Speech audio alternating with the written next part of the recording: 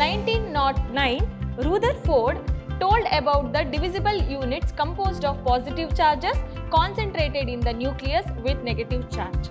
Since some of the alpha particles are deflected to certain angles, it means that there is positively charged mass present in an atom.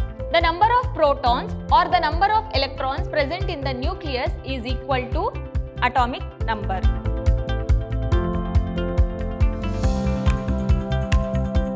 Hello everyone, this is Harshita Bhavasar from Vidhyaashram School of Excellence.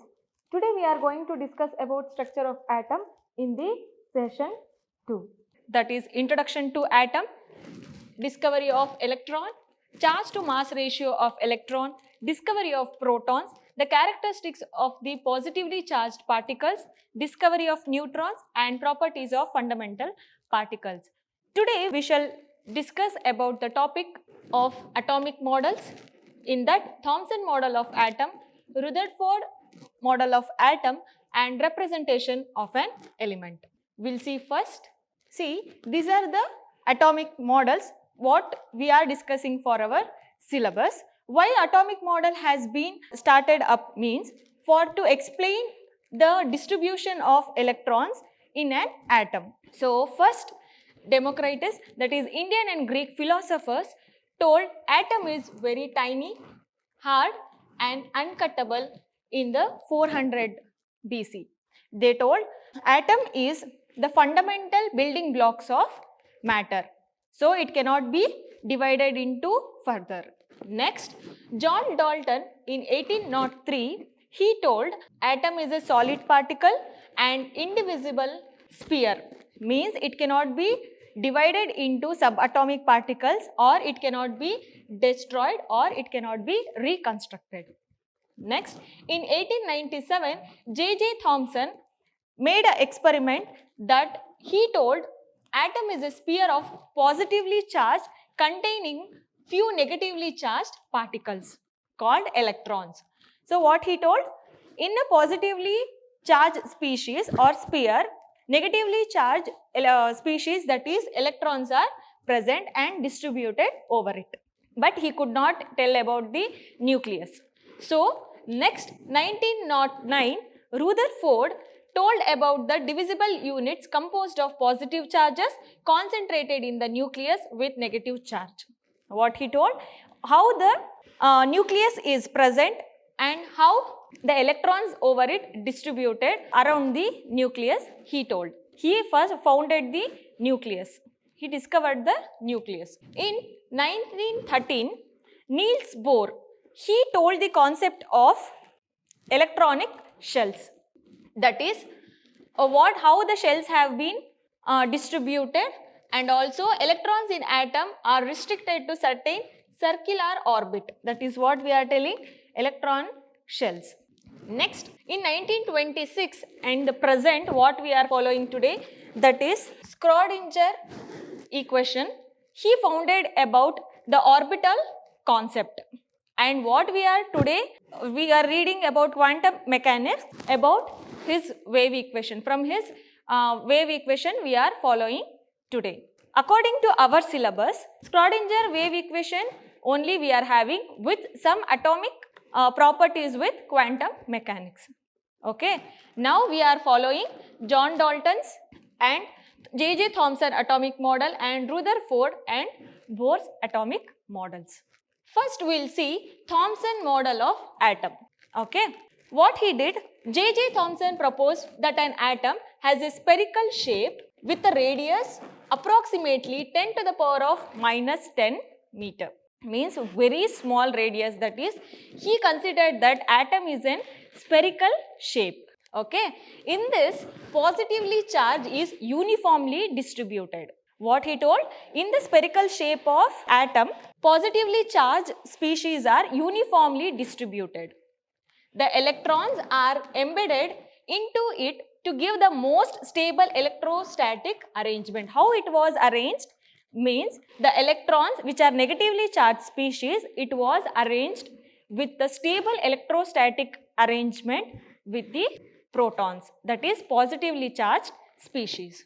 Next, this model we can tell that another also in another name, that is plumb pudding, and also a watermelon concept. Why we are calling as watermelon pudding concept means, when we cut the watermelon, we will be having a red color part will be designated or resembled as a positive species in the watermelon, in an atom.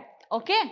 Next, within that watermelon, you will be having black seeds. That black seeds will be, we have to assume that black seeds are the electrons present in the positive charge species. So watermelon resembled the concept of the spherical shape atom. So he told the watermelon pudding concept for this J.J. Thomson atomic model. So an important feature of this model is that mass of the atom is assumed to be uniformly distributed over the atom. Means the mass of complete atom is uniformly distributed over the complete atom. Okay. See, this is exactly what he told.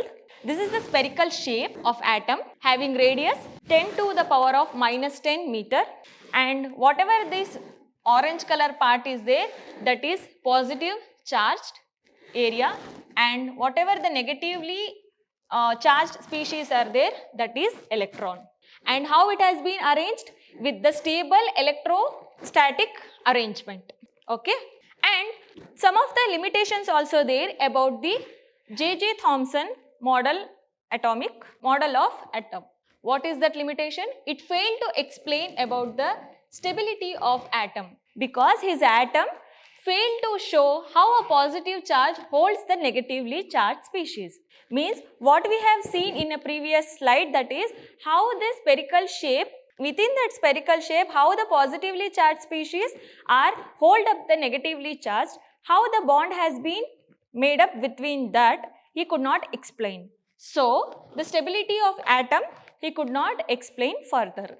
And he failed again for to explain about the nucleus also. He could not explain about the nucleus, and he didn't discover the name for nucleus also. So this is about the J.J. Thomson model of atom. Next, we'll see Rutherford's nuclear model of atom. What he did? He did alpha scattering experiment with his students. So what is that mean?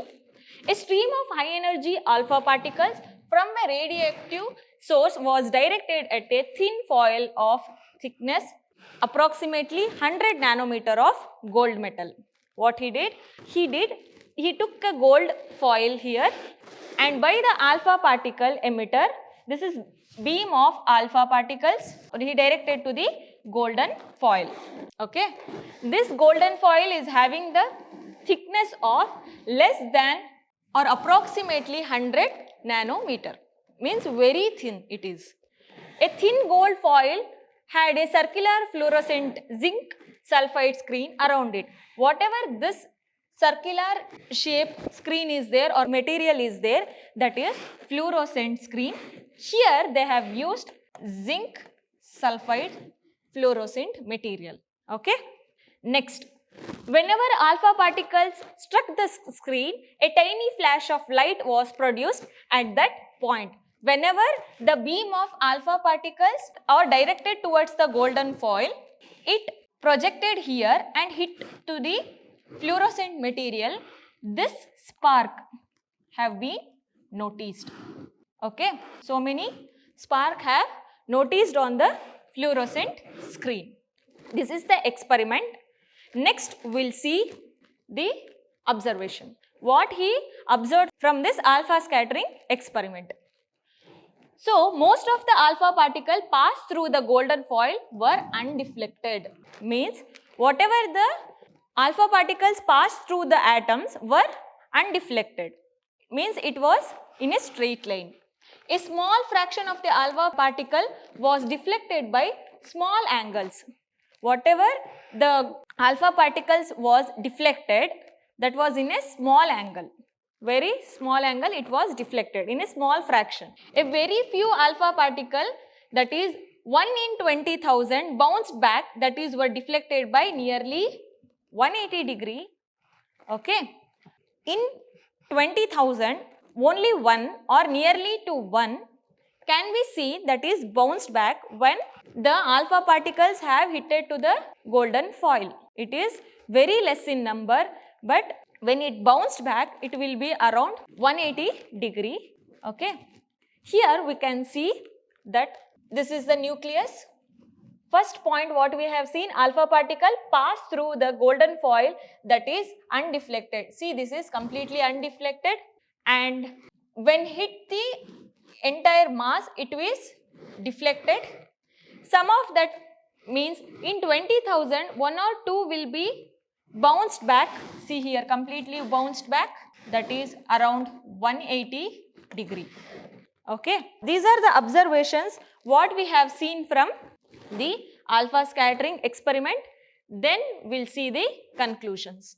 Okay, since most of the alpha particle passed through foil undeflected, it means most of the space in an atom is empty. Means what he told, whatever the alpha particle have been passed through, the atom, it was undeflected. That means the space in an atom was empty. The space completely was empty.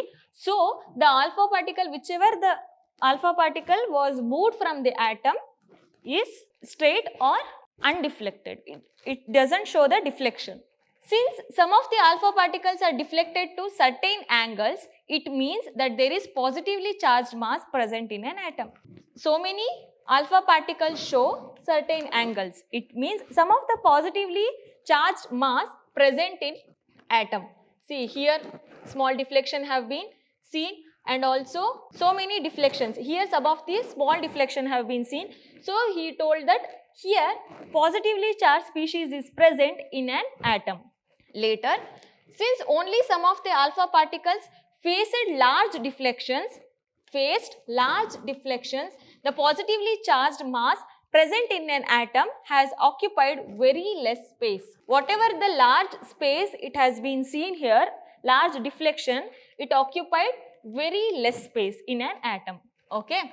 So, next point, strong deflections or even bouncing back of a alpha particle from metal foil were due to the direct collision with positively charged mass in atom. Whenever it bounced back, see here, completely bounced back or turned back.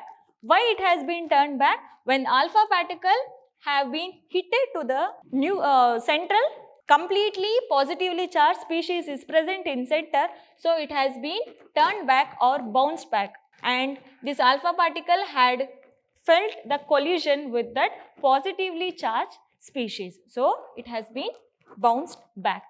These are the conclusions of this experiment. So how he took the results of this experiment or conclusions? So completely he gave some statements after this, conclusions, observations, everything. What he did? The positive charge and most of the mass of the atom was densely concentrated in the extremely small region. This is very small portion of the atom was called nucleus. See, in this you have seen the very small densely positively charged containing species is in present very small region. That region we will call it as nucleus. Okay. Next, the nucleus is surrounded by electrons that move around the nucleus with a high speed in a circular path called orbits. This is nucleus having positively charged species in very rich and in a small region. So, whatever the orbitals surrounding the nucleus containing electrons called orbits. These are electrons and these are orbits. These are the circular path where the electrons will surround the nucleus. Next, electrons and the nucleus are held together by electrostatic forces of attraction. How these electrons and nucleus have been held up? These electrons and nucleus will be held up by electrostatic forces of attraction. These are the Rutherford's nuclear atomic model. Next, we will see the drawbacks of Rutherford atomic model. After doing this observation, conclusion and giving so many statements of the nucleus and orbits, then also he failed with some drawbacks. Why he has been failed, we'll see now. That whatever the alpha scattering experiment he made, it cannot account for the stability of atoms. Whatever the atom he is telling, having a rich species with positively charged atoms, electrons will be moving surrounding it, but he could not explain the stability of atoms. The model does not give any information about how electrons are distributed around the nucleus. See, we have seen the orbits, but on what context the electrons are moving around the nucleus, he could not explain. And another point is there, that is according to electromagnetic theory of Maxwell, that is according to electromagnetic theory of Maxwell, what he told, when an electrically charged particle moves under the influence of electrostatic force, it loses energy in the form of radiation. When a charged particle, electrically charged particle, when moving around the nucleus or under the influence of electrostatic force, it will lose energy in the form of emitting radiation or electromagnetic radiation. At that time, what it will do? It will fall into the nucleus and it will collapse inside the nucleus. See here, this is electron and this is moving here, okay, in a circular pathway. How the electrons will move around the nucleus? In a circular pathway, what we have called in orbits, it will be moving. Electrons are negatively charged species, so it will get accelerated. After getting accelerated, it will be moving in a high speed. It will lose energy or it will radiate some radiations, emit some radiations, so it will be moving on. After losing its energy, it will come towards the nucleus and fell into the nucleus. So, he did not explain the how spiraling of an accelerated electron into the nucleus will be happening. So, these are the three important points he could not explain in his atomic model, that is Rutherford's atomic model. So, he failed with this experiment. Next is atomic number. So, what is atomic number?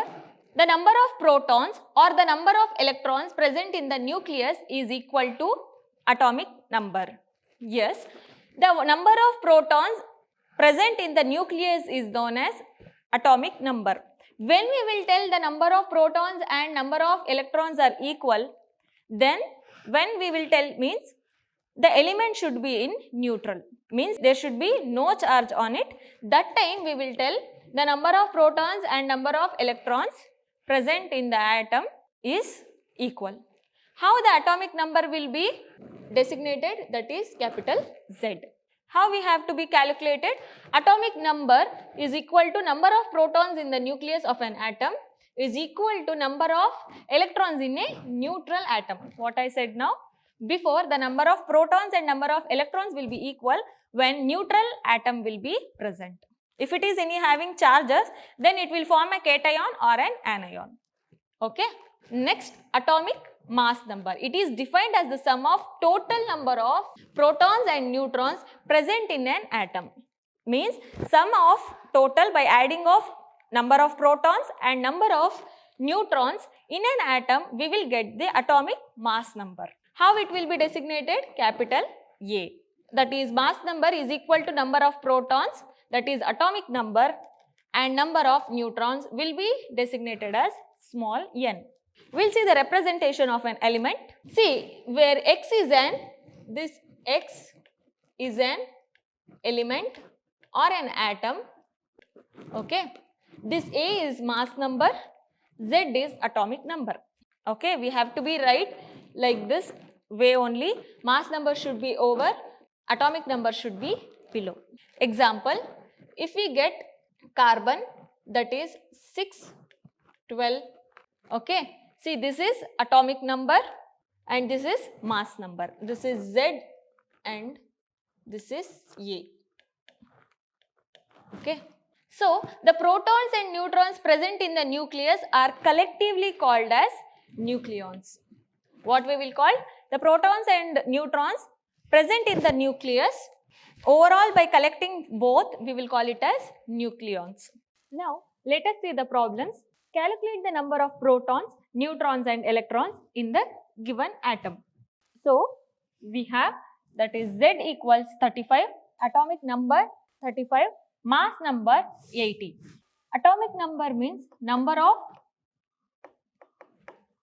protons and atomic mass is number of protons plus neutrons. Okay. Since species is neutral, neutral means we doesn't have any charges on the atom, that is negative charge or positive charge, it doesn't have in that atom. So, the species is neutral. So, we are considering number of protons and number of electrons are equal, that is atomic number is equal to number of protons and number of electrons, that is 35. And mass number, number of protons plus number of neutrons. So, we are to find out what is the number of neutron in this. Atomic mass 80 minus 35, that is proton, we will get 45. Then number of protons is 35, number of neutrons is 45 and number of electrons is again 35. Okay. We will see the next problem. The number of electrons, protons and neutrons in a species are equal to 18, 16 and 16 respectively. Assign the proper symbol to the species. Here they have given the numbers. We have to write the respective atom to given, and these numbers should be equal or balanced to that atom. Okay. The atomic number is equal to number of proton. We know that is Z is atomic number, that is equal to 16. Okay. And atomic mass number is number of protons plus number of neutron. Here number of protons is 16. See here protons, this is protons and respectively this is 16 protons. Number of neutrons, this is neutrons, this is also 16. This is electron and proton and neutron. Now we are adding up with proton and neutron. Okay. Now we are adding up proton and neutron, that is 16 and 16 equals 32. The species is not neutral as the number of protons is not equal to electrons. How much electrons we are having? We are having 18 electrons. Protons 16 protons. So this is not equivalent. So we are having 2 extra. Okay. It is an anion with charge equal to excess electrons, that is 18 minus 16 is 2. Symbol, what we are getting? This is sulfur, 32 is mass number, 16 is atomic number, minus 2, whatever this is, a charge given to this sulfur, and this consider I have represent the anionic species. Okay. Next, we will see about isotopes and isobars. What is then isotope? Atoms of the same element with same atomic number but different mass number. See here, atoms of the same element, same atomic number but different mass number are called as isotopes. Let's see the example. Atoms of the same element, here also hydrogen, hydrogen, hydrogen, same element, same atomic number. See 1, 1, 1 are the same atomic number. We are having different mass number, that is here 1, here 2, here 3. These are the isotopes of hydrogen, but different isotopes are having different names, that is protium, deuterium and tritium. These are the names of isotopes of hydrogen. Okay. How the atomic mass number or isotopes have been arrived means, see here atomic numbers are same but atomic mass numbers are different. So, how it has been arrived means, neutrons will be different. Here see the neutron is 0, here 1, here 2. How you will calculate the neutron? A equals mass, neutron will be P plus N, this is atomic mass, neutron will be A minus P, right? Like that, when we calculate these things, we can get 0, 1, 2, different in neutrons. Similarly, atoms will be same, that is carbon, same atomic number, all are having 6, but different in mass number. 12, 13, 14. The neutrons will be 6, 7 and 8. Difference in neutrons. So, like this isotopes have been came across, and also we can tell that the definition of isotopes. Next is isobars. Atoms of the different element with having same mass number but different atomic number is called isobars. Okay. So, we are having different atomic number with different atom. By seeing the different atomic number itself, we can tell atoms will be different, because the atomic number will be not same for any another second element. So, by seeing the atomic number differently, we can tell element also different but having same mass number. See here, carbon, one side 6 atomic number, another side nitrogen is having 7, but both of the mass is having same, that is 14. Okay. By this, we can conclude this session, and next session will see these contents, that is Bohr's model of atom, electromagnetic radiations and electromagnetic spectrum. So, further videos, keep watching our channel, and thank you.